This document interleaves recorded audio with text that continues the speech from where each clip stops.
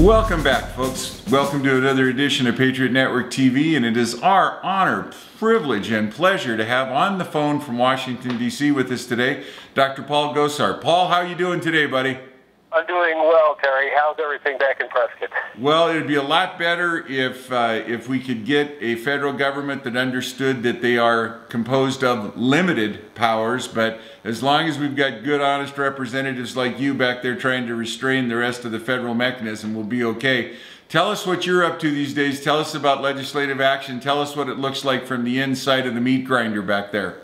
Well, the biggest thing that we want to do, Terry, is we're trying to get this government on track because of the biggest debt aspect. And so what we want to try to do is get onto a budget. The second course of action has been this all-out assault on our Second Amendment rights, particularly by this administration and by the Democratic side, the liberal aspects of our country. And, they don't, they don't allow a crisis to go to waste. And that's what they're certainly doing right now.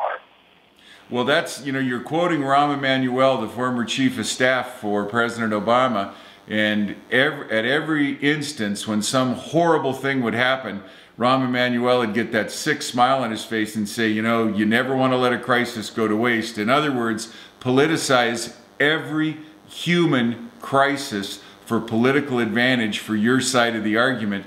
And it's sad to see I thought it was absolutely disgusting to see the president surrounded by children, using those children as props to take away gun rights from citizens who are law-abiding, rule-paying, tax-paying individuals who haven't done anything wrong. When the answer to this problem, if you look at these last three shootings, if you look at Gabby Giffords, if you look at Aurora, Colorado, if you look at Newtown, the answer has to do with mental illness and involuntary commitment of the mentally ill. It doesn't have anything to do with legal gun owners. Well, where we've seen conceal and carry, Terry, we've seen a drop in violent crime. And, you bring up a huge point, is that we always bring up, or at least the other side brings up mental health, but they're few and far between in putting the resources that is dictated for this. You're exactly right. My understanding is the last 4 mass shootings, the shooter had the diagnosis of schizophrenia. And obviously these are people that need help. They should not be in possession of a gun.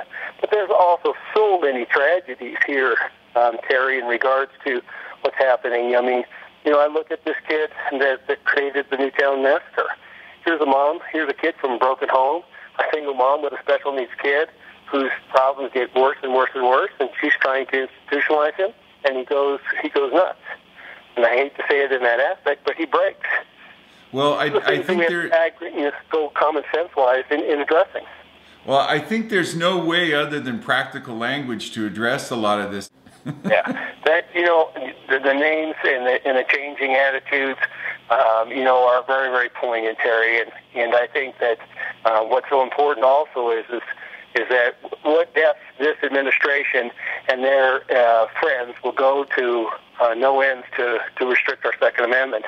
Yesterday it was released that Rahm Emanuel was approaching the bankers, in Chicago, prominent bankers in the United States, saying, do not do business with, the gun manufacturing companies, which is sad. I mean, and an oversight, when you look at an oversight, it's actually being on an aspect of free enterprise.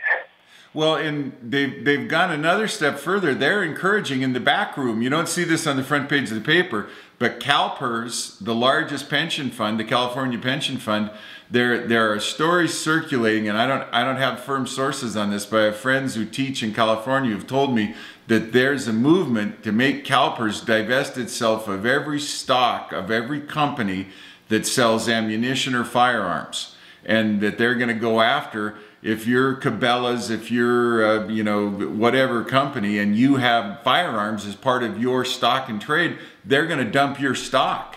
And that's going to depress your stock price. And, the pension funds in America, the 401ks, the 403bs, all of those pension funds are massive political tools that you can punish, quote unquote, your enemies with.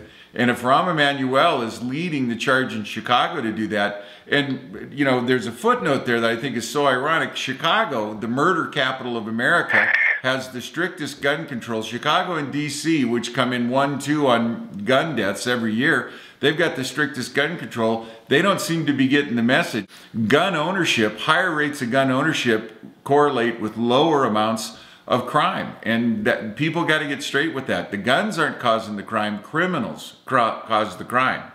Oh, absolutely. And, you know, when good people have no way of defending themselves, criminals always have a means to extrapolate and to hold them hostage over that.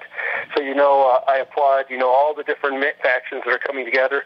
My also concern that I also want to highlight, Terry, is, you know, this president and this administration have been very keen in showing you what they want you to look at, and then doing something else behind the scenes. You know, you see the hearing today on Capitol Hill in regards to the Senate on gun hearing, and you also see the outlines of the presidential executive orders by the president. But there's also, we know there's other things happening, and we're just highlighting those with Rahm Emanuel and others. So the first thing we have to do, be very, very careful, is what we will be doing with this administration with the UN.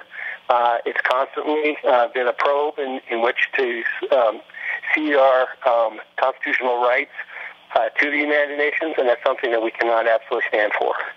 And there's a part and parcel of that. I saw a story yesterday that said the Department of Homeland Security had ordered 1 billion rounds, that's billion with a B, 1,000 million rounds of 5.56 millimeter ammunition. And that's more than all the branches of the service used in a full year in theater in Iraq and Afghanistan. Why does the Department of Homeland Security need 1 billion rounds of 5.56 ammunition, which, by the way, that purchase has made it virtually impossible in the private marketplace to buy 5.56 ammunition? I happen to have 2 weapons that shoot 5.56. I've got 2 back orders with Cabela's for 420 round cases. And I just got an email from Cabela's today saying the earliest they can fill it is February 28th. Why does the DHS need 1 billion rounds? And I think that next time that the budget comes up, next time that the budget for DHS comes up, I think we need to look at why they're buying 1 billion rounds of ammunition in a single calendar year.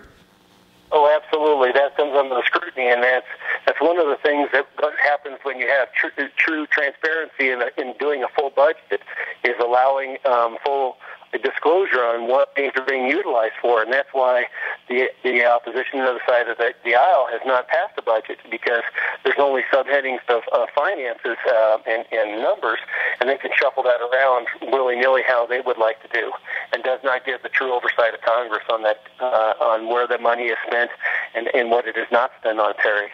Well, we've got this. The ammunition problem is also far exceeding 5.56. It's 22s. It's everything. People in Arizona cannot find ammunition. Absolutely. Paul, we're up against our first 10 minutes here. We're going to take a quick break, and then we're going to come back and do part 2, okay? Thanks, Terry. All righty. God bless you. God bless the United States, folks. We'll be right back with part 2 of this interview.